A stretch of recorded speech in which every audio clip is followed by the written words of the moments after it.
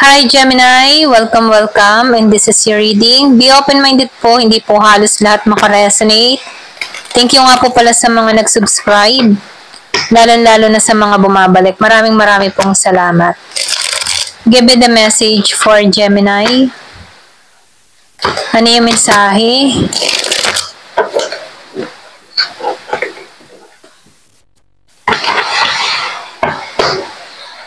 Give me the message for Gemini.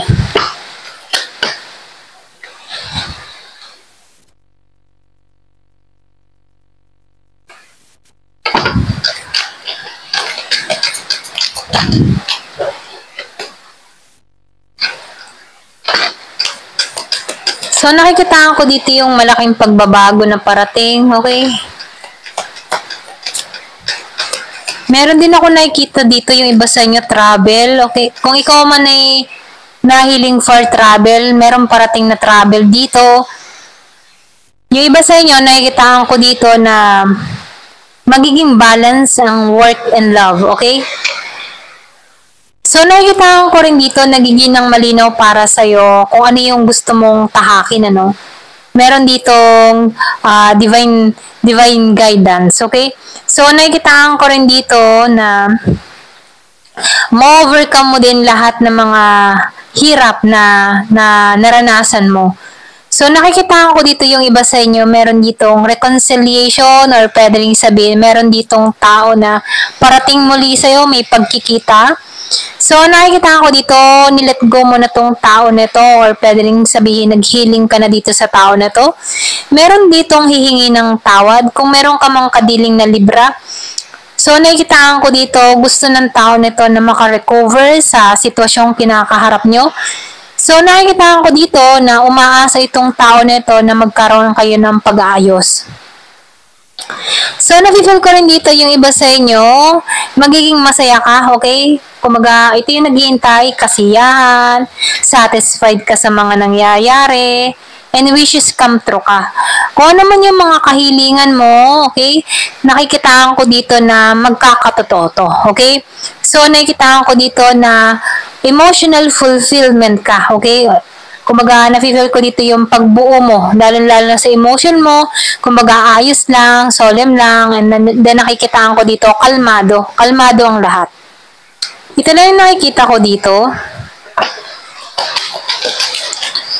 So, nakikita ko rin dito, yung iba sa inyo, meron ka ng mga tinanggalan or pwede rin sabihin, nagbabawas ka, okay? Nagbabawas ka ng bigat ng kalooban, nagbabawas ka ng mga alalahanin, okay? So, nakikita ko dito na pinapriority mong maigi kung ano ba yung talagang tinatahak mo, tinatrabaho mo, dun ka nakafocus, okay? So, nakikita ko rin dito, yun yung mga priority mo sa buhay mo. Pwedeng family mo, trabaho mo, okay? Hindi mo pina-priority dito yung magpapagulo sa isip mo. Kung magana nakikita ko dito, nagbabawas stress ka or meron kang iniiwasan dito, okay? Give me the message. Nakita ko 333. So, nafe-feel ko dito yung guidance para sa'yo. So, meron ditong feather, meron dito kang tao na nakadepende sa'yo. Yung iba sa inyo, pwedeng sabihin, inaasahan ka ng tao nito.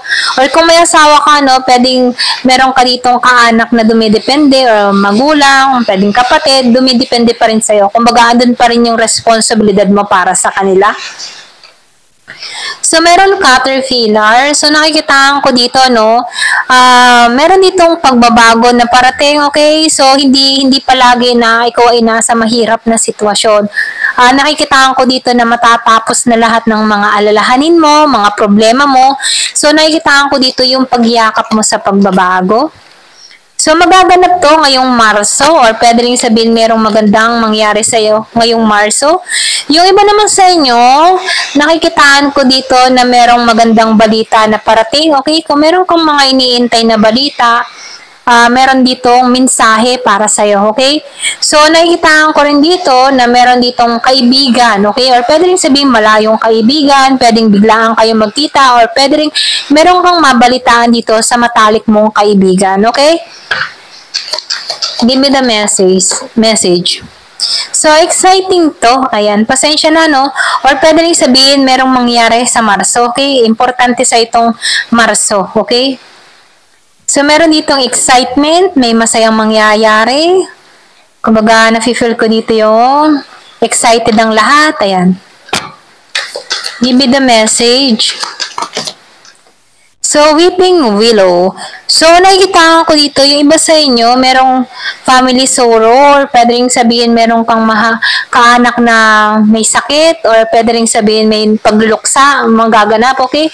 So, ito lang yung nakikita ko, no? Hindi naman halos lahat sa part na to, or pwede rin naganap na to, okay? Meron dito pagluluksa na mangyayari, or pwede rin naganap na. So, meron ditong wishbone. So, nakikita ko dito, no, meron dito kang kahilingan na matutupad.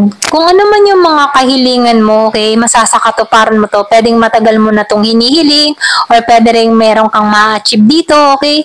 So, meron ditong wishbone. So, nakikita ko rin dito, uulan ng oportunidad, okay?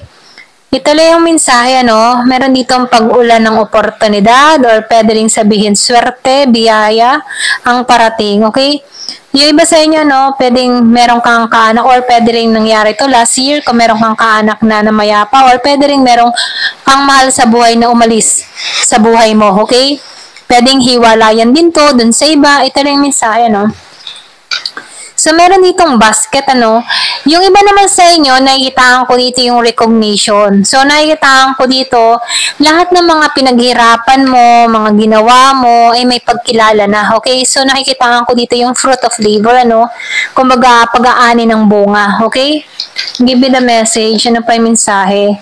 So, sinasabihan ka rin dito, beware of great pride, ano. Huwag ka masyadong, alam mo yung tipo na wag mong hayaan na lamunin ka ng pride mo, okay? Ito lang yung mensahe, no? Kasi minsan, pag ang pride na yung umapekto sa atin, wala na tayong pinakikinggan eh, kundi yung sarili lang nating opinion ang tama palagi, okay? So, meron ditong flowers. So, meron ditong happiness na naghihintay, okay?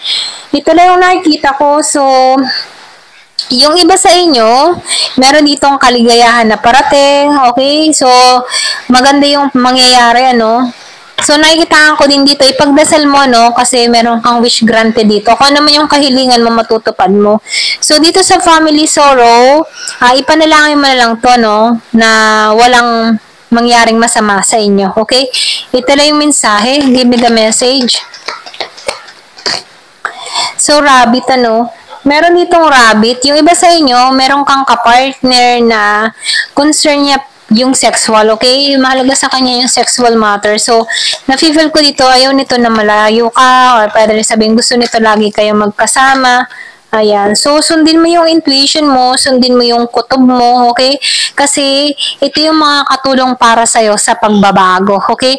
Kapag may mga plano-plano ka, at meron kang kutob na merong magandang mangyayari, so, sundin mo, no? Ito lang yung mensahe para sa'yo. Ayan. Thank you for watching. Love and peace.